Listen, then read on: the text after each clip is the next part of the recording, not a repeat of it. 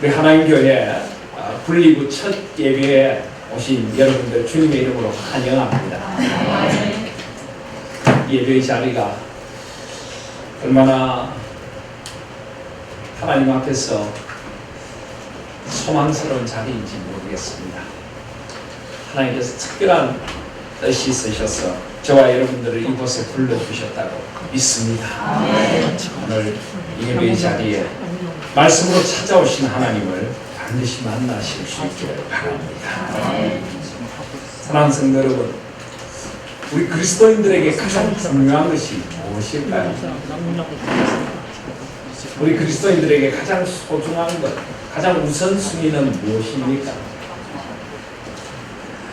우리 그리스도인들의 가장 우선순위는 첫 번째는 하나님입니다. 두 번째는 하나님의 나라입니다. 세 번째는 하나님의 뜻입니다. 하나님, 하나님의 나라, 하나님의 뜻. 이게 어디에 나올까요? 성경에 나옵니까? 맞습니다. 우리 예수님께서 가르쳐 주신 주 기도문에 보면 이 우선순위, 이 가장 중요한 것이 나옵니다. 우리 예수님은 너희는 이렇게 기도하라라고 하셨습니다. 하늘에 계신 우리 아버지, 아버지의 이름이 거룩히 여김을 받으시오. 아버지의 이름, 아버지 하나님, 하나님이 우리 삶의 최고 우선순위에 있어져야 한다는 것입니다. 하나님이 가장 소중합니다. 그 다음에 아버지의 나라가 임하옵시고 하나님의 나라를 위하여 기도하며 살아가라고 하셨습니다. 그리고 아버지의 뜻이 하늘에서 이루어진 것처럼 땅에서도 이루어지게 하여 주시옵소서. 하나님, 하나님의 나라, 하나님의 뜻.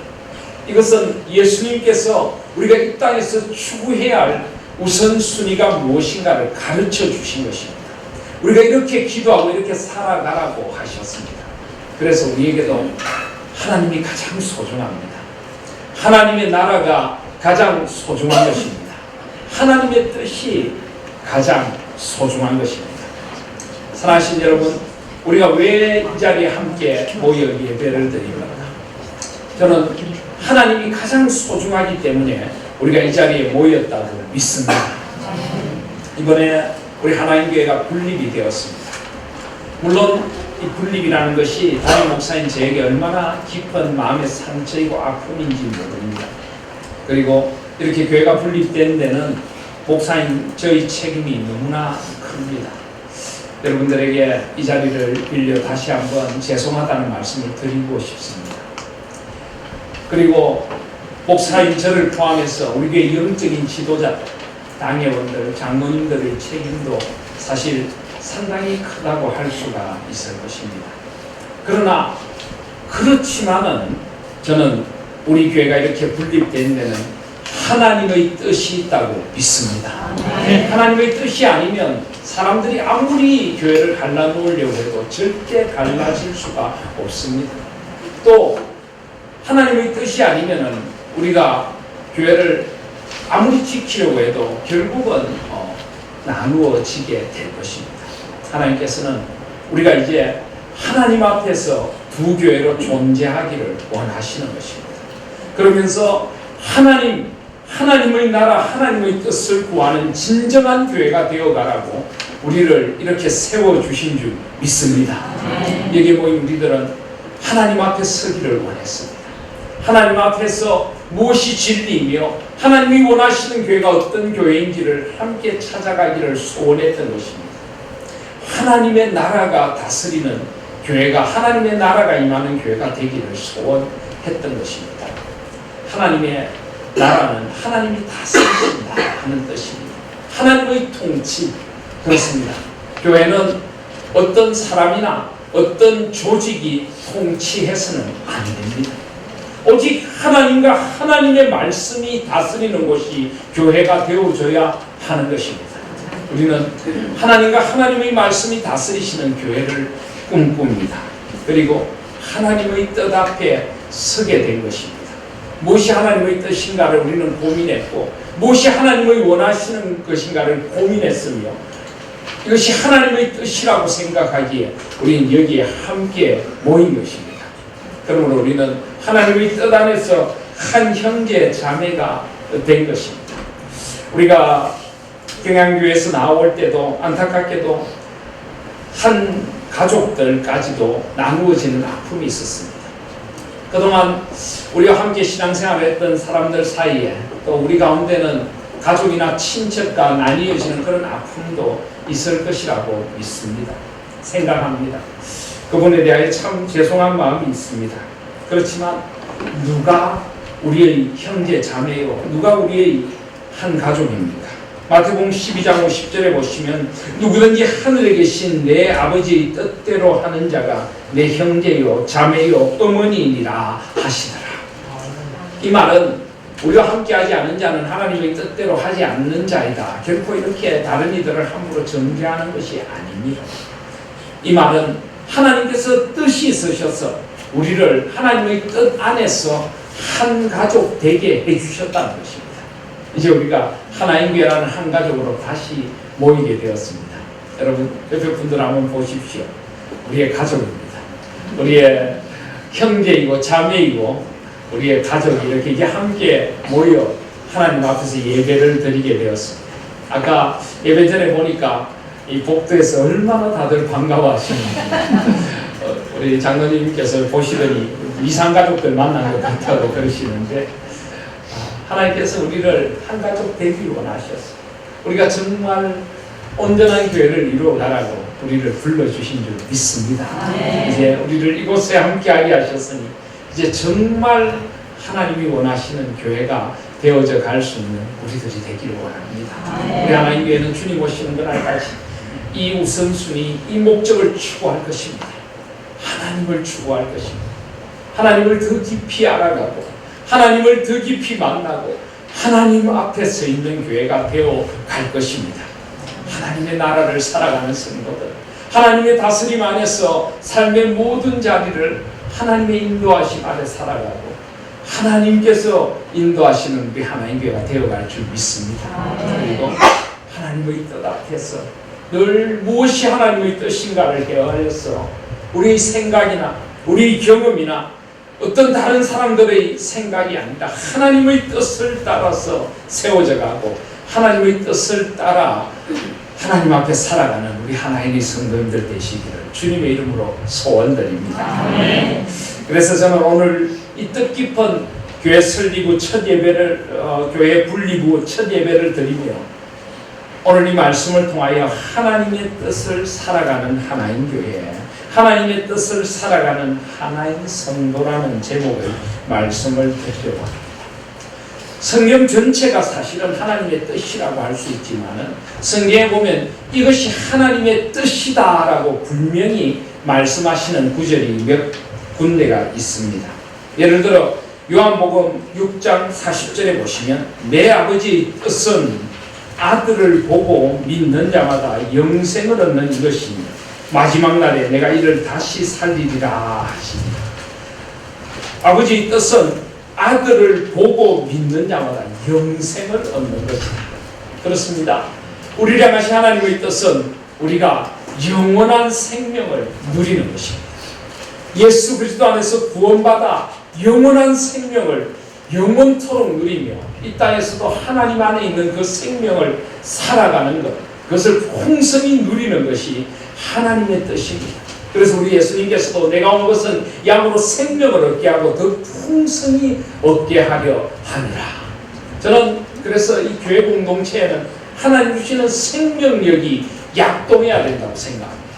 좀 더 여러분 생명력 있는 예배를 드리십시오. 우리의 이 표정에서부터 우리의 찬양에서부터 우리가 드리는 예배에서부터 우리가 생명을 가진 자답게 살아계신 하나님 앞에서 하나님을 찬양하며 하나님을 예배하며 생명의 역사가 넘치는 우리 하나님께가 될 수 있기를 소원합니다. 생명을 가진 사람들답게 우리 생명을 이 땅에서 살아가십시다. 그리고 이 땅에 예수 그리스도 안에 있는 진정한 생명을 모르고 살아가는 사람들에게 생명을 전해주는 그런 우리 교회가 될 수 있기를 소원합니다. 구원 얻는 사람들이 날마다 되어가고 예수 믿음을 모르는 사람에게 나아가서 그리스도 안에 있는 이 생명, 내가 가진 그리스도의 생명을 전해주어서 이 땅을 생명으로 바꾸는 이 죽음의 문화, 이 태폐적인 세상 속에서 이 세상을 생명의 밝고 건강한 문화로 만들어가는 그런 우리 하나님 교회, 생명력 넘치는 교회가 될 수 있기를 소원합니다. 또 하나님의 뜻이 데살로니가 전서 4장 3절에 보면 이런 말씀이 있습니다. 하나님의 뜻은 이것이니 너희의 거룩함이라. 하나님은 우리가 거룩한 성도가 되기를 원하십니다. 그리스도인다운 그리스도인, 교회다운 교회, 하나님의 사람다운 사람들이 되기를 원하십니다. 하나님의 뜻은 우리의 성공이 아닙니다. 우리의 출세가 아닙니다. 하나님의 뜻은 우리가 부자 되는 게 아니라는 것입니다. 우리가 무조건 건강한 것도 아닙니다. 거룩입니다. 거룩. 물론 이 땅에서 우리가 열심히 일하고 이 땅에서 우리에게 주어진 자원을 통하여서 최선을 다하여 살아가는 아름다운 것입니다. 그러나 성공이나 출세나 다른 이들보다 더 화려한 삶이 우리 목적이 아닙니다. 우리는 거룩이 삶의 목적이 되어져야 될 줄 믿습니다. 우리의 직업을 통하여서, 우리 가정을 통하여서, 우리 자녀를 기르면서 하나님의 살아계심을 보여주고 거룩한 일들을 해나가며 이 땅을 하나님이 원하시는 거룩으로 바꾸어가는 그 하나님의 뜻인 거룩을 살아가는 거룩한 우리 하나님 교회가 될 수 있기를 소원합니다. 거룩하다는 것은 구별되었다는 것입니다. 교회는 달라요. 교회는 사람들을 대하는 방식이 달라야 하고요. 그리스도인다워야 하고 하나님의 사람다워야 하고 교회는 교회를 운영해 나가는 방식이 달라야 하는 것입니다. 교회다워야 하고 하나님의 뜻이 나타나야 합니다. 세상에서는 생존 경쟁 속에서 강자, 승자 독식의 세상이지만은 교회는 가난하고 힘든 이들, 한 사람도 소외되는 이들이 없이 서로를 돌아보고 결코 세상에서 더 많이 가진 자가 교회에서도 더 인정받는 것이 아니라 모두가 똑같이 하나님 안에서 한 형제 자매가 되어 삶을 나누고 소망을 일구어가고 서로를 소중하게 여기며 하나님이 원하시는 일들을 이루어가는 그런 교회, 거룩한 우리 하나님 공동체가 되고 이 속에서 거룩을 배우고 온 세상에 나아가서 그리스도인답게 거룩을 살아가는 우리 하나님의 성도님들 다 되시기를 소원합니다. 또 한 곳 하나님의 뜻이라는 말이 분명히 나타나는 구절이 바로 오늘 데살로니가전서 5장 16절, 17절, 18절입니다. 데살로니가전서 5장 16절, 17절, 18절을 보시면 항상 기뻐하라, 쉬지 말고 기도하라, 범사에 감사하라. 이것이 그리스도 예수 안에서 너희를 향하신 하나님의 뜻이니라. 하나님의 뜻이 뭐라고요? 우리가 항상 기뻐하는 겁니다. 쉬지 말고 기도하는 것입니다. 범사에 감사하는 것입니다. 이것이 하나님의 뜻입니다. 하나님의 뜻이 생명을 사는 것이고 하나님의 뜻이 거룩을 이루는 것이고 하나님의 뜻이 항상 기뻐하는 것이고 쉬지 말고 기도하는 것이고 범사에 감사하는 것입니다. 이런 하나님의 뜻을 살아가실 수 있기를 바랍니다. 근데 한번 물어보고 싶습니다. 하나님의 뜻 잘 살아가고 계십니까?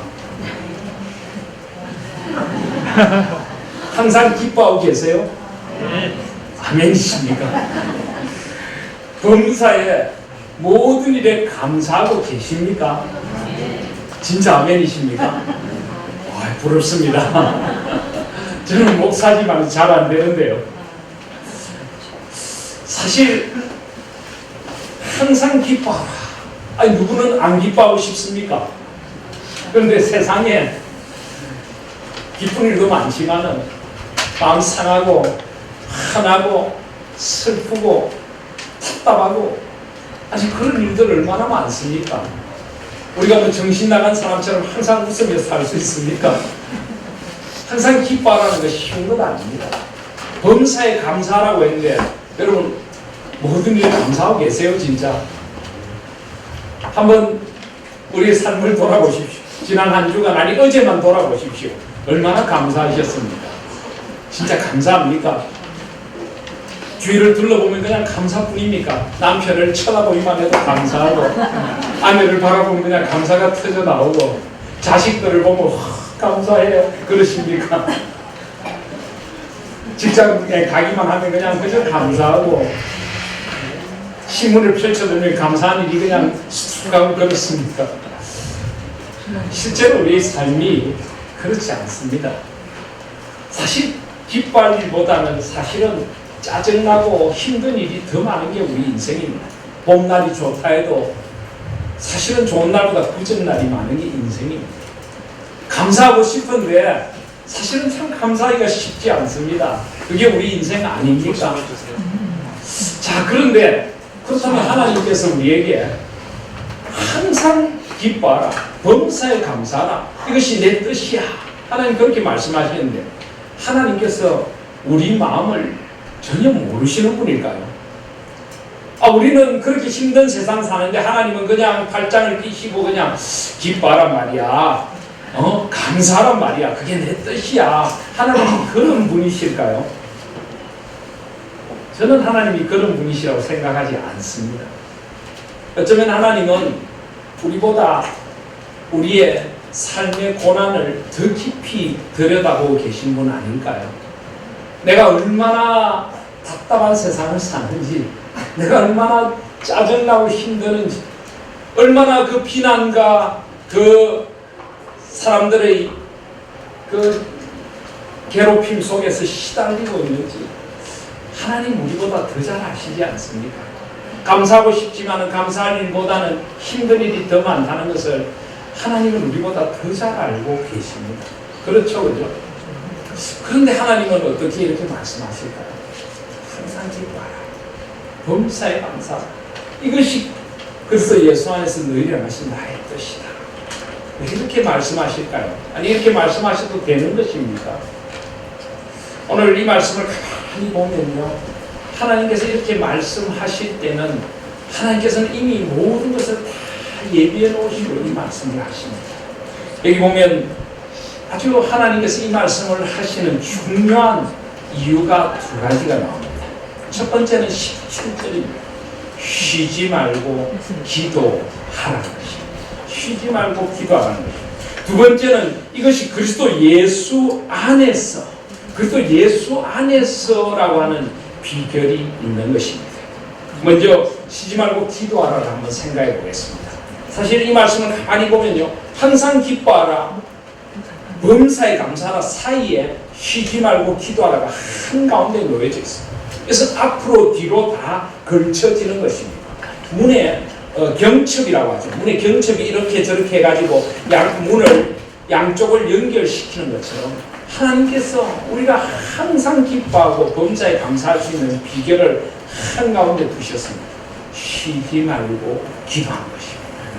쉬지 않고 기도하면요, 정말 항상 기뻐할 수 있습니다. 쉬지 않고 기도하면 범사에 감사할 수가 있습니다. 말을 바꾸면 우리 삶이 정말 지치고 힘들 때 하나님 앞에 나와서 기도하라는 것입니다. 세상이 줄 수 없는 하나님의 평강과 위로가, 하나님의 지혜가 우리 가운데 임하게 된다는 것입니다. 나의 아픔과 나의 눈물을 세상이 줄 수 없는 하나님의 기쁨으로 바꿔놓는 비결, 그것은 기도인 줄 믿습니다. 하나님 앞에 깊이 무릎 꿇고 한번 기도해 보십시오. 그리고 또 그리스도 예수 안에서라고 하는 비결도 함께 있습니다. 사랑하신 여러분, 우리가 기뻐하고 감사하는 것, 우리에게 주어진 외부의 환경으로 절대 우리는 항상 기뻐하고 범사에 감사할 수가 없습니다. 우리 환경만 바라보면요, 환경은 수시로 변합니다. 조금 좋았다가 조금 나빠지기도 하고, 좋은 일과 나쁜 일들이 겹쳐 있는 것이 환경입니다. 문제는 환경이 아니라 내 속에 계신 그리스도, 내 안에 있는 그리스도 예수 안에서, 내가 그리스도 안에 있으면 내가 나를 둘러싸고 있는 환경을 보는 눈이 바뀌게 되는 것입니다. 그렇게 삶이 힘든데 내가 하나님 앞에 나와서 깊이 기도하면 내가 그리스도 예수 안에 있다는 것을 발견하게 됩니다. 어떤 고난의 자리에도 주님이 함께 하십니다. 주님은 나보다 더 깊은 고난을 겪으신 분이십니다. 십자가의 고난, 엘리 라마 사박타니, 그 고난을 겪으신 주님이 내가 고난의 자리에서 견딜 수 없어 주님 앞에 기도드릴 때 주께서 내 곁에 오셔서 내 마음에 말씀하십니다. 넌 내 안에 있다. 넌 내 안에 있어. 그리스도의 사랑 안에 있고, 그리스도의 돌보심 안에 있고, 그리스도의 은혜 안에 있고, 나보다 나의 고통을 더 잘 아시는 그분 안에 내가 있는 것입니다. 깊이 기도하면, 그리고 우리의 기도 가운데 우리의 마음에 주님의 은혜가 깊이 아로 새겨지면 그리스도 안에 있는 나를 발견하게 될 줄 믿습니다. 그래서 사도 바울은 아무것도 염려하지 말고 모든 일에 기도와 간구로 너희 구할 것을 감사함으로 하나님 앞에 아뢰라. 그리하면 모든 지각에 뛰어난 하나님의 평강이 그리스도 예수 안에서 너희 마음과 생각을 지키시리라. 모든 지각에 뛰어난, 우리 이해를 초월하는, 상상할 수도 없는 이 모든 환경을 초월하는 하나님의 평강이 내 마음을 지켜주시리라. 내 마음과 생각을 그리스도 예수 안에서 지켜주시리라. 아멘. 믿습니까? 진정한 그리스도인에게는 이런 체험이 있습니다. 이런 은혜가 있는 것입니다. 저도 지난 몇 달간 정말 힘들고 어려운 시간을 보냈습니다. 어떻게 해야 될지를 모르겠더라고요. 담임 목사로서 깊은 책임감도 느끼고 성도들에게 깊은 죄송함도 있고, 그러면서도 그 비난과 그 고난들 앞에서 도대체 어떻게 해야 될지를 몰랐습니다. 정말 억울하기도 하고 원통하기도 하고 답답하기도 하고 모든 것이 팍 막힌 듯한 그런 순간에 하나님 앞에 나와 기도했습니다. 무엇을 기도해야 될지도 어떤 때는 몰라서 그냥 울었습니다. 주님 내 마음을 아시지 않습니까? 주님은 아시지 않습니까? 그냥 주님이라고만 부르며 아주 오랜 시간을 그냥 주님 앞에서 흐느껴 울었습니다. 그런데 저도 설명할 수 없는 어떤 세상이 줄 수 없는 하나님의 위로가 제 가슴 속에 점점 동심원처럼 퍼져나가는 것을 느낄 수 있었어요. 너무나 따뜻한 위로, 너무나 놀라운 성령 하나님의 위로가 제 마음을 채우고 제 눈물을 닦아주시고 저의 아픔을 하나 드러내주시고 그런 체험들을 했던 것입니다. 사랑하시는 여러분, 살아 역사하시는 하나님의 은혜가 여러분들과 함께 있음을 잊지 마시기를 바랍니다. 네. 그리스도 예수 안에서 기도하시기를 바랍니다. 여기 쉬지 말고 기도하라라고 했는데요. 어떻게 사람이 쉬지 않고 기도할 수가 있습니까?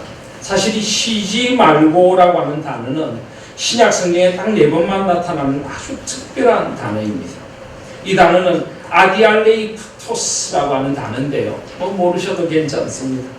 아라고 하는 말은 부정불변사 아니라는 말입니다. 니아라고 하는 말은 무엇을 통하여, 위도스라고 하는 말은 밑바닥 10년이라는 말입니다. 그러니까 사실 이 말은 밑바닥까지 내려간 고난의 자리에서 기도하라는 것입니다.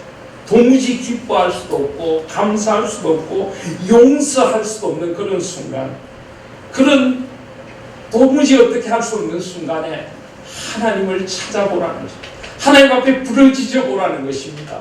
주님의 이름을 한번 불러보라는 것입니다. 이것이 바로 쉬지 말고 기도하라는 것입니다.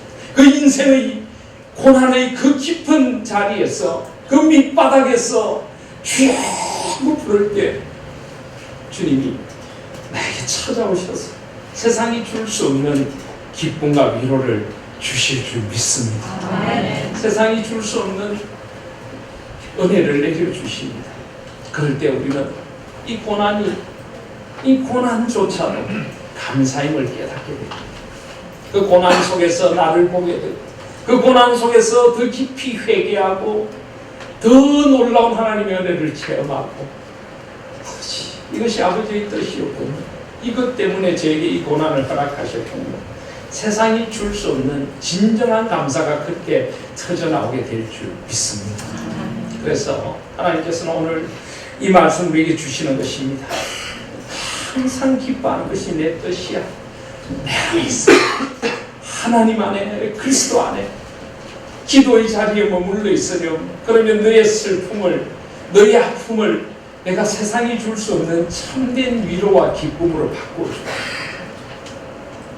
늘 내 안에 머물러 있으면 너의 삶의 모든 자리가 하나님의 은총을 깨달아. 내 삶의 모든 자리에서 하나님의 은혜 때문에 감사하고 찬양할 수 있게 될 거야. 그래서 하나님 안에서 살아가는 거야. 이것이 바로 너희를 향하신 나의 뜻이란다. 쉬지 말고 기도. 그리스도 예수 안에 있는 것, 그것이 하나님의 뜻이야. 그 열매가 바로 세상이 줄 수 없는 기쁨과 감사로 나타나게 될 것이라는 말씀인 것입니다. 사랑하신 여러분, 우리는 아직 긴 인생길을 걸어가야 합니다. 우리 인생에 여전히 아픔과 고난이 있을 것입니다. 외로움과 슬픔이 있을 것입니다. 원통함과 억울함이 있을 것입니다. 그런 자리들을 하나님 안에서 기쁨의 자리, 평강의 자리, 소망의 자리, 위로의 자리, 감사의 자리로 바꿔놓을 수 있는 이 하나님의 뜻 안에 있는 비결을 배우실 수 있는 저와 여러분들이 되시기를 바랍니다. 기도해 보십시오. 뭐라고 기도해야 될지도 모를 그 순간까지도 성령 하나님께서 우리의 작은 신음도 들어주시고 우리가 어떻게 기도해야 될지 알지를 못하는 우리조차도 기도하게 해주실 줄 믿습니다. 살아계신 하나님 어루만져 주시고 위로해 주시고 내가 그리스도 안에 있다는 그 사실, 내가 어떤 일이 있어도 사망이나 생명이나 칼이나 적신이나 공고나 환난이나 핍박이나 이 세상 그 어느 것도 그래서 예수 안에 있는 하나님의 사랑에서 우리를 끊을 수 없을 것입니다. 우리는 그리스도 안에 있습니다. 우리는 그리스도 안에 있습니다. 그리스도 안에서 하나님이 주시는 이 기쁨과 감사를 한번 누리는 우리 하나님 교회가 될 수 있기를 소원합니다. 그래서 저는 분리부처 예배를 드리며 우리 공동체가 정말 깊이 기도하며 그리스도 예수 안에 우리가 함께 머물러 있으므로 세상이 줄 수 없는 기쁨을 누리는 그런 기쁨의 공동체가 될 수 있기를 소원합니다. 그런 감사의 공동체가 될 수 있기를 소원합니다. 교회 오시면 더 많이 기뻐할 수 있는 우리 하나님 교회가 되어졌으면 좋겠습니다. 일주일간 지치고 힘든 몸과 마음을 안고 이곳에 나와서 주님을 찬양하며 예배하며 기도하며 그리스도 안에 한 형제된 그리스도 하나님의 떠난 상 형제된 우리를 만날 때 나의 슬픔이 나의 아픔이 기쁨으로 바뀌고 감사로 바뀔 수 있는 그곳이 교회가 되어져야 될 줄 믿습니다. 그래서 우리가 더 감사하고 더 기뻐할 수 있는 우리 교회가 될 수 있기를 소원합니다. 교회 오시면 좀 기뻐하십시오. 기쁨은 전염됩니다. 감사도 전염됩니다. 그런데 짜증도 전염되고 불평도 전염된다는 걸 아십니까? 나는 막 교회 와서 기쁜데 그냥 옆에 사람이 짜증내고 그냥 성경책 탁 듣고 그냥 인상 탁 쓰면서 그냥 예배드리고 있으면 갑자기 그냥 나도 못쓰게지면서 나도 갑자기 짜증이 나는 것입니다. 물론 뭐 의도적으로 우리가 기쁨이나 감사를 과장할 필요는 없다고 생각합니다. 과장을 하거나 또 가짜 기쁨이나 감사를 드러낼 필요는 없다고 생각합니다. 아프면 아프다고 해야 돼요. 힘들면 힘들다고 해야 되죠. 그러나 그런 힘듦을 서로 안아주고 서로 손잡고 기도하고 서로를 축복해주고 위로해주고 저는 정말 그리스도인들이 피상적인 만남이 아닌 깊은 만남을 하는 가족이 되었으면 좋겠습니다. 그냥 이렇게 잠깐 만나고 그냥 악수 한번 하고 그냥 마음속으로 별 관계없이 지나가는 것이 아니라 정말 가족이 되어서 정말 얼마나 좋습니까? 일주일에 한 번 주중에도 만나기도 하고 정말 그리스도 안에서 모든 것을 다 내려놓고 진짜 위로해 줄 수 있고 진짜 안아줄 수 있고 진짜 서로를 소망해 줄 수 있는 그런 교회가 저는 될 수 있기를 소원합니다. 그래서 교회 규모가 너무 큰 건 저는 솔직히 별로 좋아하지 않습니다. 물론 우리가 구원 얻는 삶이 날마다 더해가야 하겠지만은 우리가 우리를 충분히 알아가고 우리가 정말 그리스도 안에 산 공동체를 이루는 것이 교회라고 생각을 합니다. 그래서 제가 전에 우리 교회 일부 예배 때 한번 153 교회라는 교회를 소개한 적이 있는데 혹시 들으셨습니까? 베드로가 이 물고기를 부활하신 주님이 찾아오셨을 때 물고기를 낚아 올렸는데 그 물에 물고기가 153마리가 있었지 않습니까? 그 이유가 뭘까요? 여러 가지 해석이 있습니다만은 153 교회라는 책 보면은 교인 수가 153명이어야 한다. 그래서 153마리다. 이렇게 주장하고 있는 책이 있습니다. 그 주장하고 있는 분이 오규훈 교수님이라고 지금 영남신대 총장이신데 전에 장신대 교수님을 하신 분인데 이분이 원래 경영학을 전공하신 분입니다. 그리고 나중에 신학을 전공하셨고 목회도 하셨고 지금 실천신학 교수님으로 계십니다. 이분이 경영학의 관점에서 볼 때 이 150명 정도의 조직이 이게 그 어떤 관리가 아니라 그야말로 관계 속에서 형성이 된다는 거죠.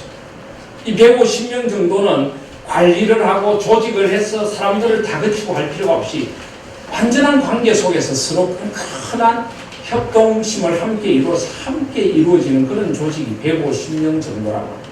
사람은 한 120명에서 150명 이상의 사람들을 깊이 사귀기가 불가능하다고.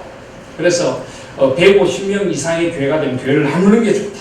이것이 바로 153 교회의 정신입니다. 물론 꼭 그게 150명이어야 된다고 생각은 하지 않습니다. 그보다 숫자가 더 많다고 할지라도 저는 이 153 공동체의 비전이 우리 가운데 살아있기를 간절히 소원합니다.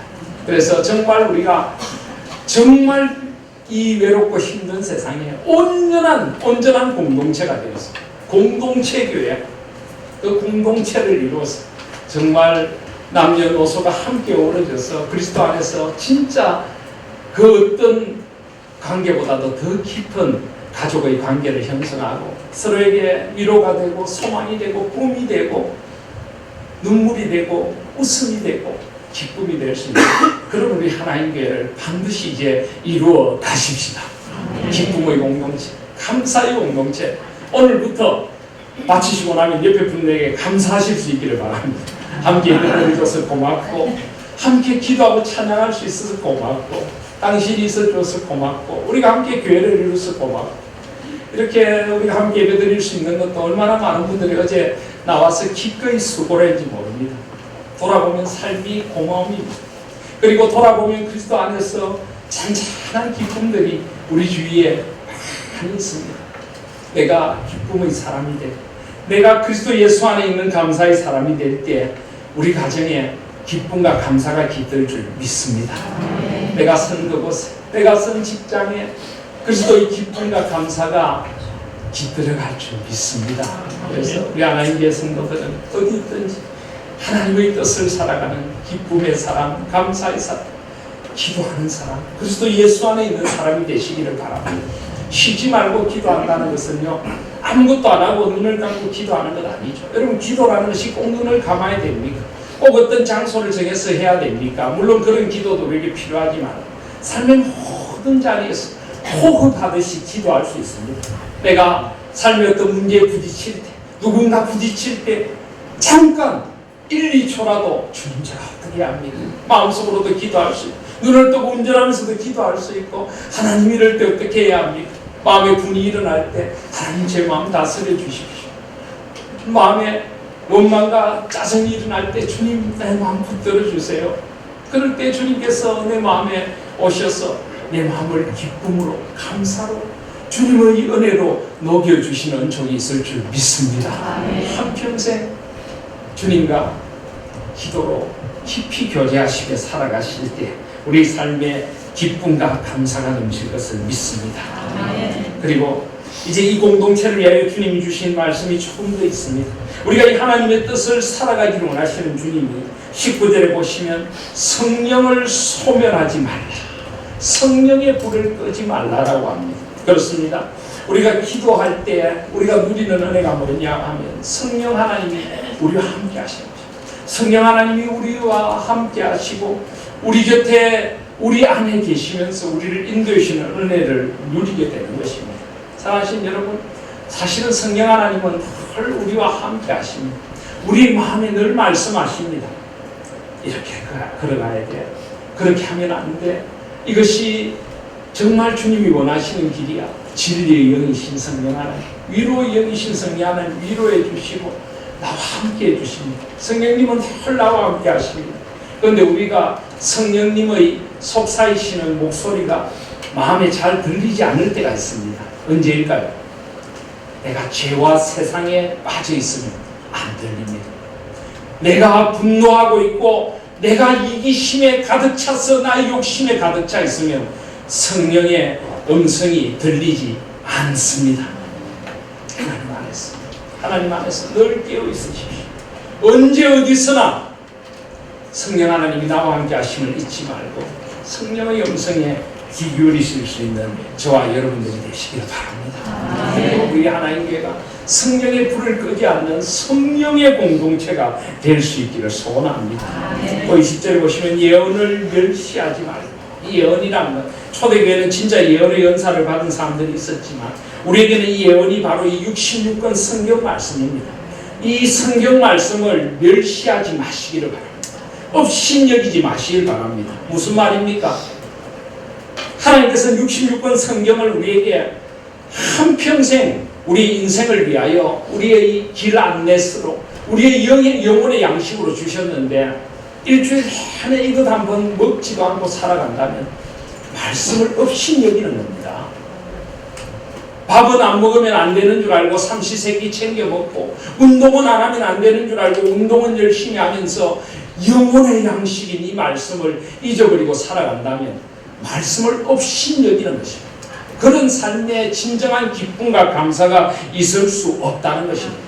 저는 우리 하나님 교회를 부임하면서부터 매일 성경이라는 그 큐티, 그 말씀 묵상집을 통해서 계속 말씀을 묵상하자고 하면서 새벽마다 이 말씀을 밴드에 올리고 함께 나누고 있습니다.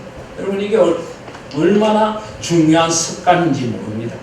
매일 성경이라는 그 책이 중요한 것이 아니라 말씀을 규칙적으로 먹게 하고 또 말씀을 좋게 잘 먹을 수 있도록 가이드해주는 책으로서 참 좋은 책입니다.